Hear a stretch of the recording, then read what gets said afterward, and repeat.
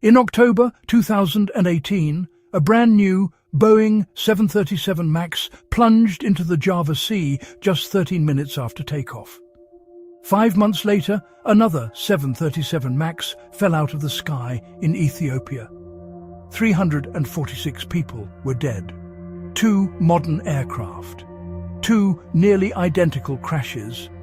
And, well, one question that terrified the aviation industry more than the disasters themselves. How had Boeing, the company once considered the gold standard of engineering discipline, built a plane that pilots could not control? Because this was never just an aviation story. It was a story about incentives, about Wall Street pressure entering an engineering culture, about executives fighting a corporate war against Airbus while regulators looked away, and about what happens when a company becomes so obsessed with financial performance that it slowly loses the ability to tell the difference between innovation and deception. Long before the crashes, Boeing was already under pressure. For decades, Boeing dominated commercial aviation. The company's reputation was built on obsessive engineering standards. Boeing engineers once held enormous internal power. Safety culture wasn't marketing language. It was religion. Then the balance shifted. In 1997, Boeing merged with McDonnell Douglas. On paper, Boeing acquired McDonnell Douglas. In reality, many insiders later argued the opposite happened culturally. McDonnell Douglas leadership brought a more financially aggressive management style, one focused heavily on shareholder returns, quarterly performance, and cost efficiency. The numbers looked impressive. Boeing stock surged through the 2000s. Buybacks accelerated. Executive compensation exploded. Wall Street rewarded efficiency over caution because, well, caution doesn't move stock prices fast enough. And then Airbus launched a weapon. In 2010, Airbus announced the A320neo, a more fuel-efficient aircraft that airlines loved instantly. Fuel costs were crushing airlines globally, and the A320neo promised major savings without requiring pilots to retrain extensively. Orders flooded in. American Airlines, historically loyal to Boeing, was preparing a massive Airbus order. Inside Boeing, executives panicked. Losing market dominance wasn't just symbolic. It threatened billions in future cash flow and investor confidence. Boeing faced a brutal choice.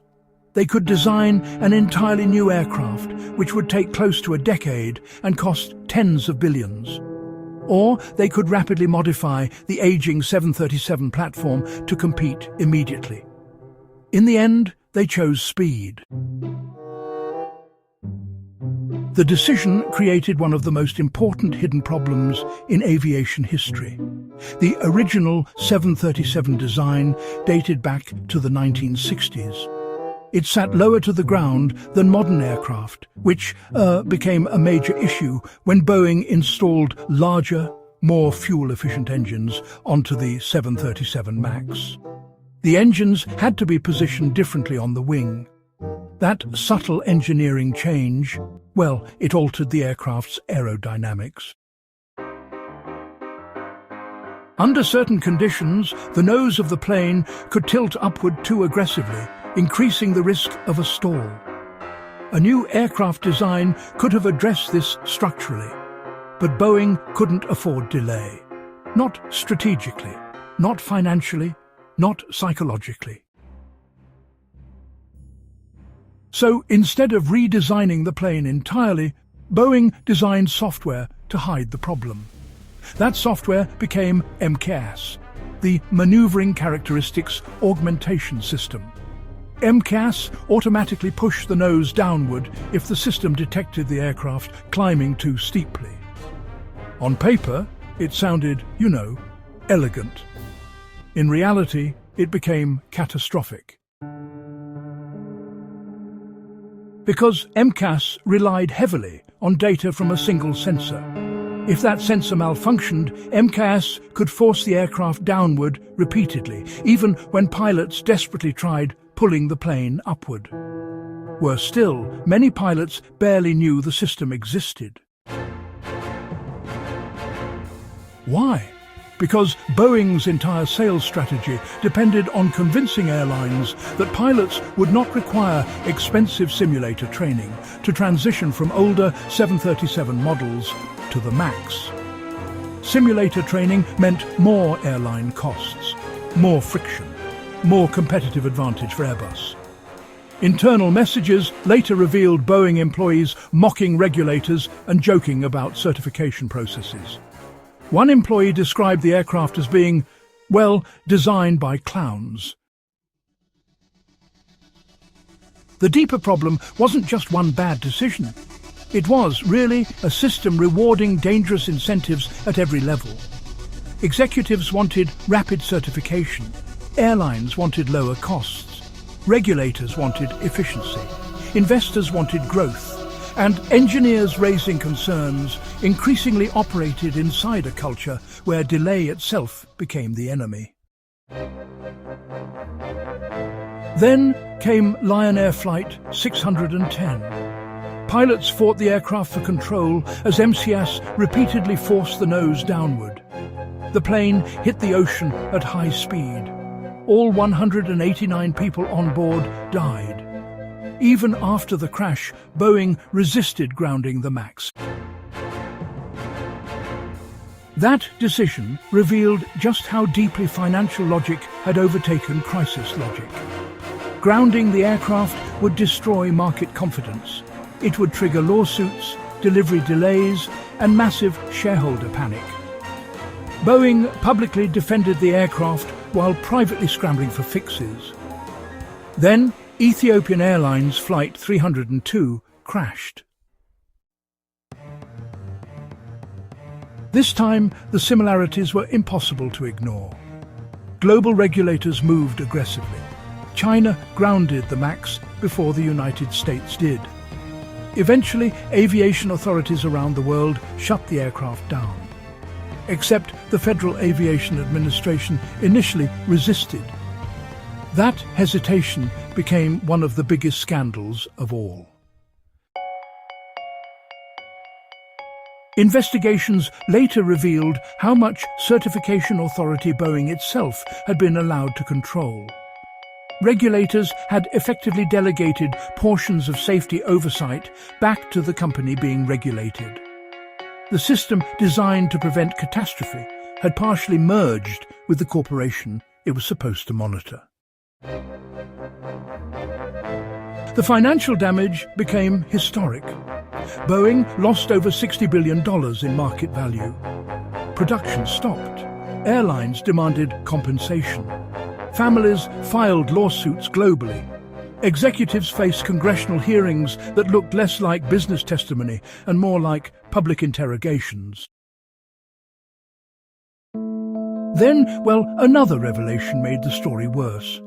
Investigators found that Boeing had prioritized avoiding simulator training, partly because Southwest Airlines had reportedly negotiated contractual compensation if simulator training became necessary. One strategic promise had quietly influenced engineering, software disclosure, training philosophy, and certification pressure across the entire program. This wasn't a single failure. It was, honestly, an ecosystem failure. And yet, the most dangerous part of the Boeing story is how rational many of these decisions looked in isolation. Cut costs, move faster, protect market share, avoid delays, increase shareholder value. Every individual incentive made sense inside modern corporate logic. But together, they produced disaster.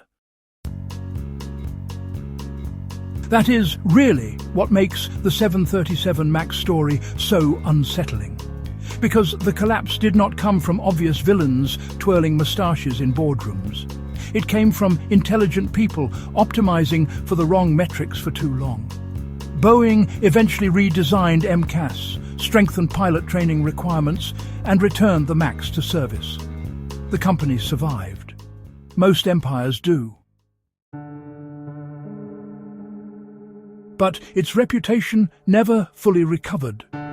For decades, Boeing symbolized engineering excellence. After the MAX crisis, it became a warning about what happens when financial engineering begins outranking actual engineering.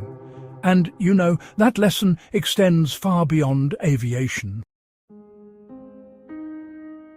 Modern markets reward speed aggressively. They reward growth obsessively. They reward executives for quarterly performance, while the true risks often remain invisible for years, until suddenly they aren't.